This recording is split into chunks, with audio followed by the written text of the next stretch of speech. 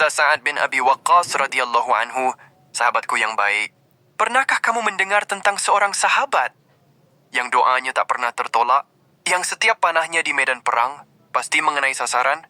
Dialah Sa'ad bin Abi Waqqas, sahabat Nabi yang gagah, jujur, dan dicintai langit. Pemuda pertama yang masuk Islam. Sa'ad adalah salah satu dari 10 orang pertama yang memeluk Islam. Saat itu usianya masih 17 tahun. Ia meninggalkan agama nenek moyangnya demi kebenaran yang baru saja disampaikan Rasulullah. Tapi ujian datang cepat. Ibunya yang sangat ia cintai mengancam, "Aku tidak akan makan dan minum sampai kamu kembali ke agama lama." Bayangkan, seorang anak harus memilih antara ibunya dan kebenaran. Tapi Sa'ad berkata, "Wahai ibu, seandainya engkau punya 100 nyawa dan keluar satu demi satu, aku tetap tidak akan meninggalkan Islam." Dan turunlah ayat Al-Quran menguatkan hatinya. Al-Quran Surah Luqman 14-15. Rasulullah pernah bersabda, "Ya Allah, kabulkanlah doa Sa'ad bila ia berdoa kepadamu." Sejak saat itu, jika Sa'ad mengangkat tangannya, langit pun seakan terbuka.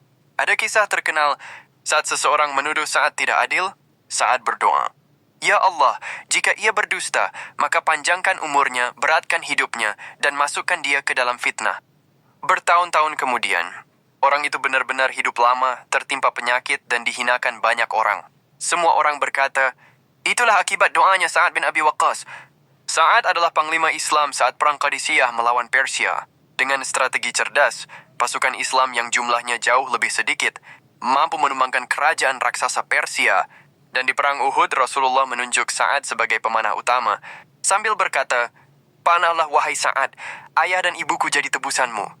Itu adalah satu-satunya kalimat yang Rasulullah ucapkan kepada sahabat. Hendak mengorbankan ayah dan ibunya sebagai bentuk cinta dan penghormatan pada Sa'ad. Setelah Rasulullah wafat, Sa'ad hidup sederhana. Ia menolak kekuasaan. Ia pernah ditunjuknya jadi gubernur, tapi tidak tertarik pada kekayaan dunia.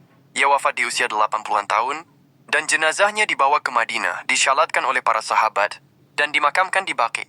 Sahabatku, dari Sa'ad kita belajar bahwa keimanan yang kuat tak bisa dikalahkan rayuan keluarga.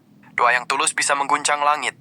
Dan bahwa kesetiaan kepada Nabi berarti siap berjuang dengan seluruh jiwa. Semoga kita bisa meneladani Sa'ad bin Abi Waqqas, teguh dalam prinsip, ikhlas dalam perjuangan, dan tulus saat mengangkat tangan memohon kepada Allah.